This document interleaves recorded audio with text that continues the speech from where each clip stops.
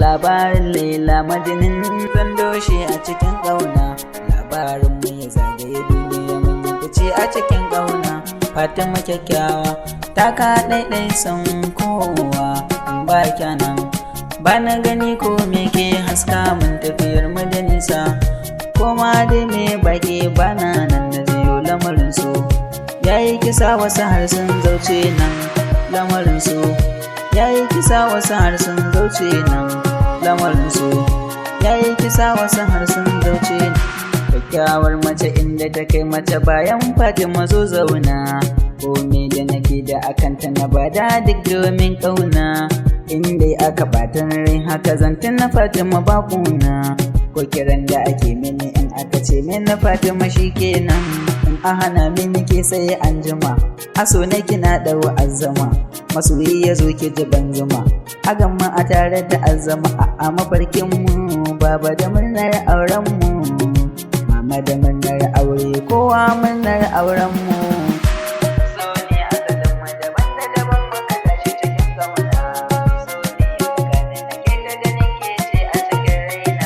Wayo Allah ƙauna ta sauya ni sai tausena suka ji suka bani bayani.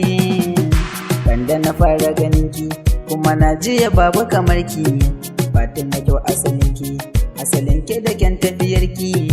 Fatima kan na rasa ki Fatima kan na rasa ki Fatima kan na rasa ki kan na rasa ki kan na rasa ki Fatima kan na rasa ki Fatima kan na rasa ki kan na rasa ki. So ne asalin mu daban da daban muka tashi cikin ƙauna. So ne tsakanin nake ta ganin ke ce a cikin raina. In na rasa ki akwai kuna a cikin raina mai suna. In kika bar na a take a yanke zato shi macewa mai suna. Za mu doshe labarin Laila Majinin a cikin ƙauna. Zana rayu da ke izuwa mutuwa Fatima in na tanaki zana ji babu kamar ki. Fatima kyau asalin ki Fatima kan na rasa ki. Fatima kar da ki barni Fatima kar da ki barni Fatima kar da ki barni kar na rasa ki. So ne asalin mu daban da daban muka tashi cikin ƙauna. So ne ya saka ni na kai ta ganin ke ce a cikin raina. So ne asalin mu daban da daban muka tashi cikin ƙauna.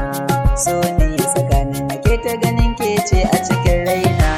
So ne asalin mu daban da daban muka tashi cikin ƙauna. So ne tsakanin nake ta ganin ke ce a cikin raina. Productions.